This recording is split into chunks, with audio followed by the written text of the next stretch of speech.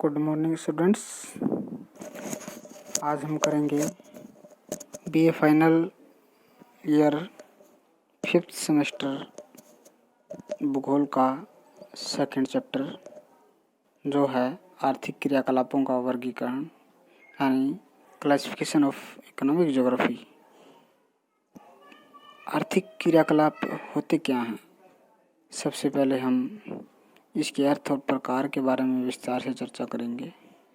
उसके बाद प्रत्येक जो क्रियाकलाप हैं उनको जानने का प्रयास करेंगे। तो आर्थिक क्रियाकलाप क्या होते हैं?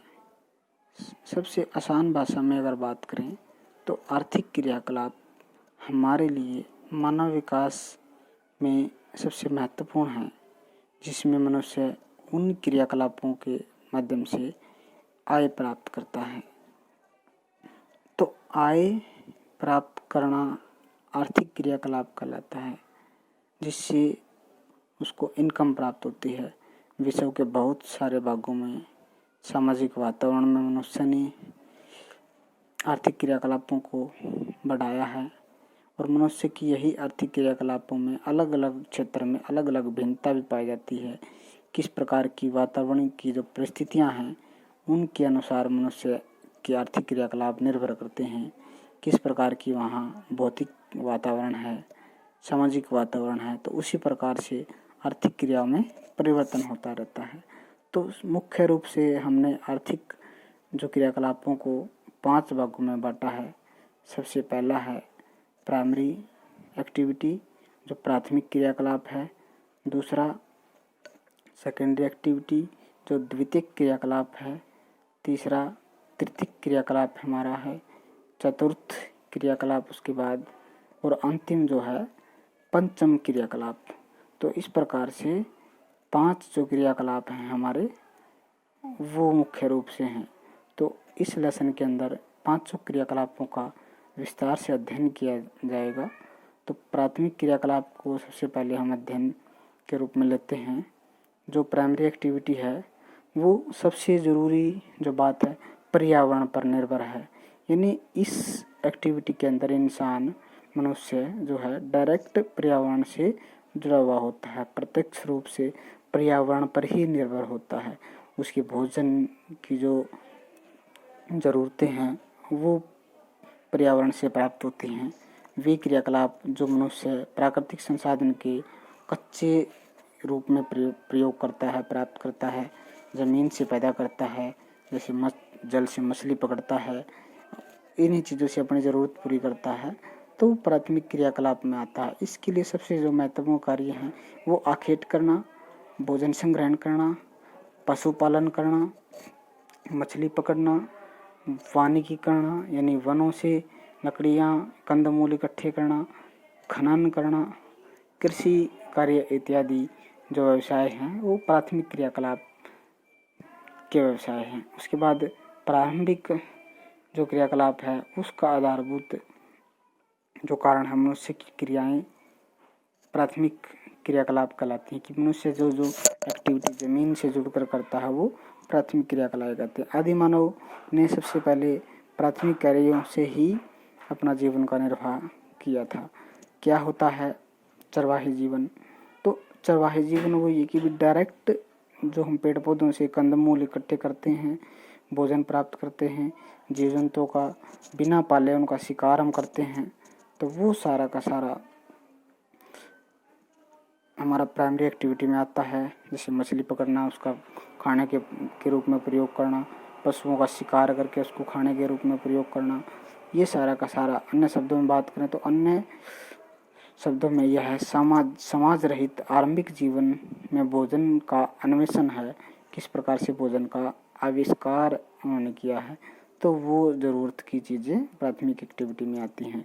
5% से भी कम लोग प्राथमिक कार्यक्रमों में आज के टाइम में शामिल हैं, क्योंकि आधुनिक युग है तो बहुत से कार्य जो प्राथमिक एक्टिविटी में है वो समाप्त होते जा रहे हैं। उसके बाद मनुष्य ने पृथ्वी के ऊपर 95% जो समय अवधि है वो प्राथमिक क्रियाकलापों में ही निर्वहन की है, क्योंकि मनुष्य आदि मानव से ही मनुष्य ने प्राइमरी एक्टिविटी करनी शुरू की थी। उसके बाद सबसे जो पहली हमारी थी संग्रहण करना। तो इसमें मनुष्य क्या करता है, भोजन का संग्रहण करता है, इकट्ठा करता है। जो अभोज्य वस्तुएं हैं उनका इकट्ठा करके उनको स्टोर कर लेता है, संग्रहण कर लेता है और तकनीक के भाव में उन वस्तुओं को वो संग्रहण कर सकता है कुछ समय के लिए, क्योंकि उसकी उदर पूर्ति, भूख को शांत करने का आसान काम था कि भी उस कंदमूल इकट्ठा करके उनको इकट्ठा कर ले कहीं पर। भोजन और पानी की तलाश में मनुष्य लाखों सालों तक एक स्थान से दूसरे स्थान पर घूमता रहा। इसका जो कारण था, प्राचीन जो व्यवसाय हैं वो, इसमें मछली संग्रहण करना है, मछली पालन तो वो करता नहीं था। जहाँ पर उससे जल के अंदर मछली मिलती थी उनको वो संग्रहण करता था। वो ये पुराना व्यवसाय माना जाता था। विश्व के गिने चुने भागों में आज भी इस प्रकार की जो जनजातियाँ हैं, आदि मानव है, वो आदिम जो जनजातियाँ हैं आज भी इस प्रकार के कार्य करती हैं। तो आर्थिक क्रिया भूतल पर तेजी से खत्म होती जा रही है, धीरे धीरे समाप्त होती जा रही है। इस प्रकार से संग्रहण के जो प्रकार हैं वो उद्देश्य के आधार पर संग्रहण के प्रकार दो प्रकार के होते हैं। तो कौन कौन से हैं वो दोनों प्रकार? वो है एक तो उद्देश्य के आधार पर, एक जो है व्यापार के संग्रहण के लिए, कि भी व्यापार के लिए जो संग्रहण करते हैं, इकट्ठा करते हैं। नंबर फर्स्ट पर हमारा जीवन निर्वाह के लिए। तो उद्देश्य क्या है? जीवन का निर्वहन करना, अपना ज़रूरत पूरी करना। तो इस प्रकार से आदिम जो जनजातियाँ थी वो उत्पादन का कार्य नहीं करती थी। भोजन, आवास, वस्त्र के लिए अन्य जो वस्तुएं हैं उस पर आश्रित रहती थी। इस प्रकार से वो मध्य रेखीय उष्णकटिबंधीय वनों में एशिया के जो मिलिया जो संभाग हैं, सिमांग, सेकई और दक्षिण अमेरिका में जो ब्राज़ील बेसिन की जो बोरो जनजाति है, अफ्रीका में कांगो है और दूसरी जो जनजातियाँ हैं वो इस प्रकार के कार्य में, संग्रहण कार्य में लगे हुए हैं। कालाहारी का जो मरुस्थल है, अर्ध मरुस्थलीय क्षेत्र है, उसमें बुशमैन तथा जायरे के पिग्मी जो जनजाति हैं वो इस प्रकार के संग्रहण का कार्य करती हैं। विश्व के अधिकांश जो पर्वतीय क्षेत्र हैं उनके अंदर संघन वन पाए जाते हैं और वो संग्रहण के उत्पाद यानी उदर पूर्ति, अपने भूख की जो पेट की भूख मिटाने के लिए, अपने जान बचाने के लिए वस्तुओं का संग्रहण करते हैं। भोजन के लिए कंदमूल इकट्ठा करते हैं, नट, फल, शहद, पुष्प इत्यादि चीज़ें वो इकट्ठा करते रहते हैं। वस्त्रों के लिए वो क्या करते हैं कि पेड़ों की छाल, पत्ते, घास और बड़ी जो रेशा किस्म के पत्ते हैं, पेड़ हैं, टहनियाँ हैं, उनका वो इस्तेमाल कपड़ों के रूप में करते हैं। अस्थायी निवास के लिए झोपड़ी, छप्पर, निर्माण, टहनियाँ करते हैं। तो इस प्रकार से जो है संग्रहण का काम करते हैं। आज की बात करें तो संगठन, सामाजिक संगठन का अभाव, तकनीकी विकास का न होना, अधिकांश चलवासी जो पशुचारक हैं वो अपना जीवन इस प्रकार से व्यतीत करते हैं। दूसरा जो उद्देश्य हमारा था वो था व्यापार के लिए। तो व्यापार के लिए सबसे महत्वपूर्ण है कि भी किस प्रकार से धीरे धीरे मनुष्य ने विकास करके उन जो इकट्ठी की हुई चीज़ों को व्यापार के रूप में प्रयोग करना शुरू किया। विश्व के कुछ भागों में संग्रहण में जो व्यवसाय है, बना उत्पाद जो व्यापार के लिए प्रयोग किया जाता है, इससे ऊपर उठ चुके हैं। पहले आखेट करते थे अपने निर्वहन के लिए, अब वो व्यापार के लिए करते हैं। तो इस प्रकार से प्रमुख दो भागों में बांटा गया। कौन कौन से हैं वो? उष्णकटिबंधीय वनों का व्यापारिक संग्रहण करना, व्यापार के लिए दक्षिण मध्य अमेरिका में, अफ्रीका में, दक्षिण पूर्व एशिया में भी इस प्रकार की चीज़ें पाई जाती हैं। और इसमें कौन कौन सी चीज़ें आती हैं? फलों का वो इकट्ठा करते हैं, उनको बाज़ार में बेचते हैं। उसके बाद चिक्कल है, जिसमें मैक्सिको, होंडुरास, ब्राज़ील के वनों में इस प्रकार के पेड़ पाए जाते हैं जिससे चिकल रोज कहते हैं, जिसके रस से ये चीज़ च्युइंग गम बनाई जाती है। उसके बाद जंगली रबड़ है, तो अमेजन के जो जंगल हैं ब्राज़ील के, अफ्रीका के जायरे बेसिन है, उसके अंदर इस प्रकार के पेड़ हैं जिससे तरल गाढ़ा पदार्थ प्राप्त करके रबड़ तैयार की जाती है। तो यह लगभग जो है उष्णकटिबंधीय क्षेत्रों में ज़्यादा मिलती है। उसके बाद है बलाता, यह दूध जैसा तरल पदार्थ होता है जिसमें रबड़ की भांति प्रयोग किया जाता है। बलात्ता वृक्ष दक्षिण अमेरिका में पाया जाता है और यही समुद्र के भीतर बिछाई जाने वाली जो केबल है वो बनाई जाती है, मशीनों के पट्टी से बनाए जाते हैं। तो बहुत सारी चीज़ें हैं जो व्यापार के रूप में आदि मानव ने प्रयोग की थी। उसके बाद गिरीदार फल या नट जो हैं ब्राज़ील में पाए जाते हैं। कैस्टा हीरो नामक वृक्ष पर ये लगते हैं जो खाने के लिए प्रयोग किए जाते हैं। तो खाने के रूप में ये चीज़ें ज़्यादा प्रयोग की जाती हैं। इसका प्रयोग जो है ग्लिसरीन बनाने के लिए, साबुन, मोमबत्ती या माइग्रेन बनाने के लिए किया जाता है। नारियल के तेल से भी वहाँ पर बहुत सारे जो मिष्ठान है वो बनाए जाते हैं। उसके बाद रेशे जो हैं उपजे जो कौन सी हैं, रेशे में जैसे चटाई बनती है, बोरे तैयार होते हैं, सूती वस्त्र तैयार होते हैं, थैले तैयार होते हैं। तो इस प्रकार से इसमें टुबिक्ला रेशा सबसे ज़्यादा महत्वपूर्ण है।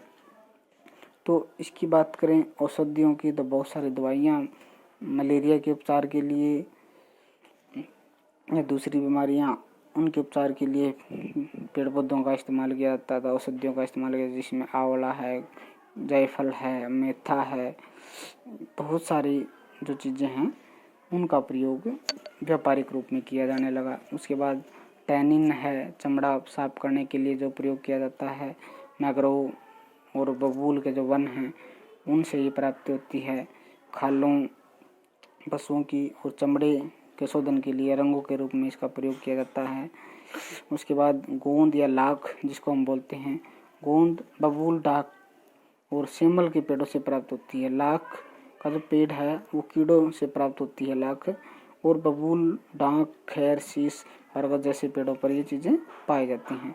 उसके बाद पत्तियों का जो व्यापार है उष्णकटिबंधीय क्षेत्रों में जो बहुउद्देशीय जो उपयोगी जो पत्तियां हैं, ताड़ की पत्तियां हैं, चटाई बनाने के लिए, टोकरियाँ बनाने के लिए काम आती हैं। तुलसी है, जंगली चाय का उपयोग पेय पदार्थ के रूप में पत्तियों का प्रयोग इसमें किया जाता है। इस प्रकार की चीज़ें उष्णकटिबंधीय और शीतोष्णकटिबंधीय वनों में व्यापारिक संग्रहण का काम आज भी किया जाता है। तो इस प्रकार से ये सारी चीज़ें बहुत ही महत्वपूर्ण हो जाती हैं संगणन के रूप में। उसके बाद आती है कारक की बात। भूमध्य सागर का जो निकटवर्ती क्षेत्र है उसमें कारक का उत्पादन ज़्यादा होता है। कारक ऊष्मा का कुचालक माना जाता है, जिसका प्रयोग रेफ्रिजरेटर और शीत जो भंडारण है, कोल्ड स्टोर है, उसमें हम करते हैं। उसके बाद टेनिन है, हमारा पहले आ चुका है यहाँ पर टेनिन। तो ये सारी चीज़ें दक्षिण अमेरिका में, अर्जेंटीना में, पैराग्वे में इस प्रकार के जो पेड़ हैं वो पाए जाते हैं। जो चर्म रोग के जो पदार्थ हैं वो तैयार किए जाते हैं। उसके बाद आता है हमारा तारपीन। तारपीन का तेल के बारे में आपने सुना होगा।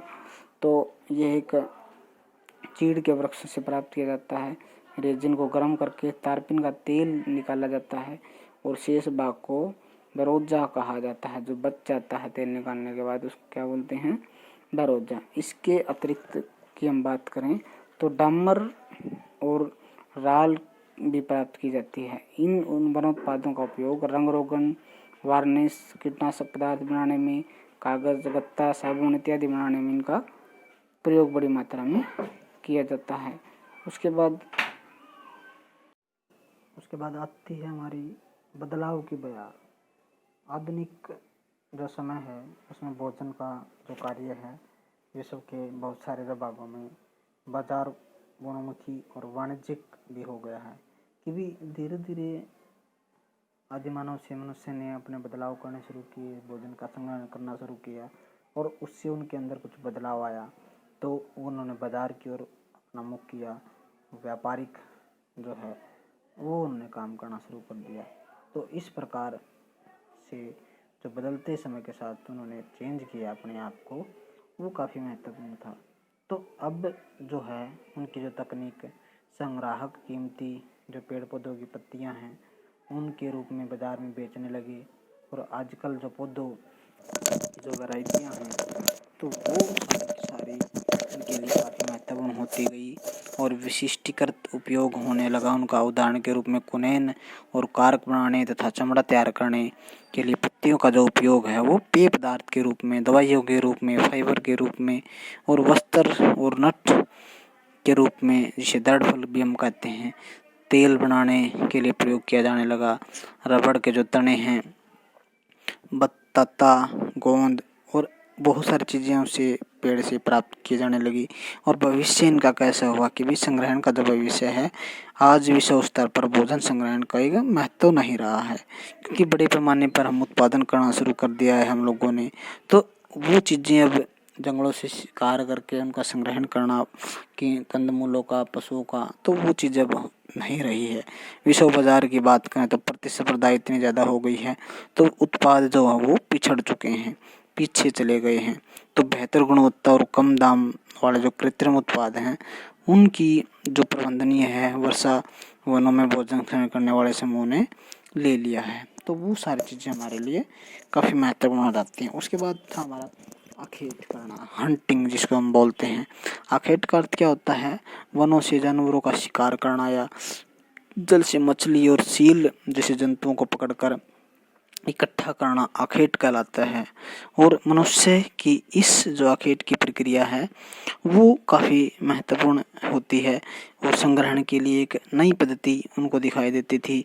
संग्रहण की तरह ही यह मनुष्य पर्यावरण को आरंभिक सामंजस्य स्थापित करता रहा है और आखेट से बड़ी जनसंख्या का भरण पोषण भी नहीं होता। इसलिए यह विरल जनसंख्या वाले जो वन प्रदेश हैं उनमें ही किया जाता है। इस प्रकार का जो कार्य है वहीं पर होता है। आखेट प्रदेश कहाँ है हमारे? आज भी दुनिया में बहुत सारे प्रदेश हैं जो मनुष्य जीवनयापन के लिए आखेट पर निर्भर करता है, जहाँ पर वो मध्य जो रेखीय प्रदेश हैं, मलेशिया के जंगलों में रहने वाले जो सिमांग और कई जनजातियाँ हैं वो आखेट करती हैं। उसके बाद मध्य अफ्रीका के जायर बेसिन में जो पिग्मी जनजाति है वो आखेट करती है। दक्षिण अमेरिका के जो अमेजन बेसिन है वहाँ पर बोरो, शिकागो और सागवा जनजातियाँ इस प्रकार के आखेट का काम करती हैं। उसके बाद न्यू गिनी के जो पपुआन लोग हैं वो काम करते हैं। बोर्निया के पुनान आदिवासी, दक्षिण पश्चिमी अफ्रीका के कालाहारी जो मरुस्थल में बुशमैन जनजाति रहती है वो आखेट का काम करती है। इस प्रकार से मलेशिया के उत्तरी भागों में निवास करने वाली जो जनजातियां हैं वो सेमोइड्स, कोराक, ओस्त्याक, याकूत, योकगिट और चकची, तो ये सारी जनजातियां हैं आखेट का कार्य आज भी करती हैं। इसके बाद कनाडा के टुंड्रा प्रदेश के एक्सिमो जो प्रजाति हैं, अलास्का की अमेजन इंडियन आदिम जो जनजाति है वो, यूरेशिया के टैगा वन की लेफ्स और फिंस जनजातियाँ, दक्षिण अमेरिका के अर्जेंटीना और चिली के सुदूर जो वन हैं वहाँ पर रहने वाले जो यागहान कबीले हैं वो इस प्रकार के आखेट के कार्य आज भी करते हैं। और आखेट का व्यवसाय का उद्देश्य क्या है? सबसे प्रमुख उद्देश्य तो इसका यही है कि भी भोजन के लिए हम आखेट करते थे। तो मनुष्य जो है भोजन के लिए पशुओं का शिकार, हिरणों का शिकार, चमगादड़ों का शिकार, शेर, चीता इत्यादि का शिकार वो आखेट करता था। अकाल, दुर्लभ और बड़े बड़े जो जंतु हैं उनका पलायन इस तरीके से वो कर जाते थे जनजातियाँ। उसके बाद जो आदिम जनजातियाँ हैं, मेंढक, छिपकली, चींटी, बहुत सारी चीज़ों को मार कर वो अपने भोजन के रूप में प्रयोग करती थी। तो ये सारी चीज़ें टुंड्रा प्रदेश में आज भी मिलती हैं। उसके बाद वस्त्र के लिए यानी पशु की जो खाल है, रेडियार की खाल है, ऊँट की खाल है, तो इस प्रकार की जो खाल है वो अपने वस्त्र के लिए प्रयोग करते थे। टुंड्रा प्रदेश जो ठंडे प्रदेश होते हैं जहाँ पर समूर जनजाति है वो इस प्रकार के कार्य करती है और जिसका प्रयोग फैशनेबल व कीमती वस्त्रों के निर्माण में किया जाता है। उसके बाद तीसरा जो उनका उद्देश्य था वो था आवास, यानी सबसे ज़रूरी चीज़ उनके लिए आखेट जनजातियों के जलवासी जो जीवन है वो व्यतीत करती थी, इधर उधर घूमते फिरते रहते थे और उनका कोई स्थायी और पक्का आवास तो नहीं था। प्रवास के दौरान वो पशु की खालों से बने जो तंबू हैं उनमें वो रहते थे। ध्रुवीय प्रदेशों में एक्सिमो, ध्रुवीय भालू और इस प्रकार की मछली, सील जो मछली है उसकी जो खाल है उससे तंबू वो बनाते थे या गुफाओं के अंदर वो रहते थे। तो इस प्रकार से वो आवास के रूप में इन चीज़ों का प्रयोग करते थे। उसके बाद अस्त्र शस्त्र यानी पिछड़े जो आखेटक हैं जानवरों की हड्डियों से अस्त्र शस्त्र हमारे बनाए जाते थे।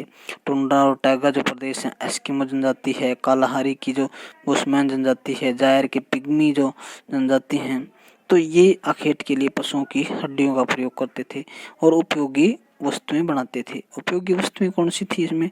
मारे गए शिकार से जो घरेलू उपयोग की जो वस्तुएं थी वो बनाते थे। जल और भोजन के भंडारण के लिए पिग्मी चमड़े और मस्कों के बड़े बड़े थैलों का प्रयोग करते थे। एस्किमो लोग जो है उमियाक और कयास जैसी चीजें नौकाओं, छोटे छोटे नौकाओं बनाने के लिए प्रयोग करते थे। इस प्रकार से वो बहुत सारे कार्यों में प्रयोग करते थे। इस प्रकार से जो शुतुरमुर्ग है उसके अंडे की खोल के बीच को काटकर बर्तन वो बनाते थे जो बुशमैन प्रजाति हैं। पक्षियों के पंखों को, जानवरों के सींगों और बालों, खालों को हड्डियों को सजावट के रूप में वो प्रयोग करते थे। मुखौटे, कंधे, हैट और सौंदर्य प्रसाधन जो है वो चीज़ें बनाई जाती थी। तो ये सारी चीज़ें बहुत ही महत्वपूर्ण हो जाती हैं। उसके बाद अगले चैप्टर में हम स्टूडेंट्स पढ़ेंगे शोध संग्राहक थे और आखेटकों की जो विशेषताएं हैं वो क्या क्या हैं। तो अगले लेक्चर में हम इन चीज़ों को विस्तार से पढ़ेंगे। तो आशा करते हैं आप सबको समझ में आया होगा। जो भी चीज़ अगर समझ में नहीं आती है तो आप डायरेक्ट मैसेज करके हमसे पूछ सकते हैं। Thank you students, have a nice day.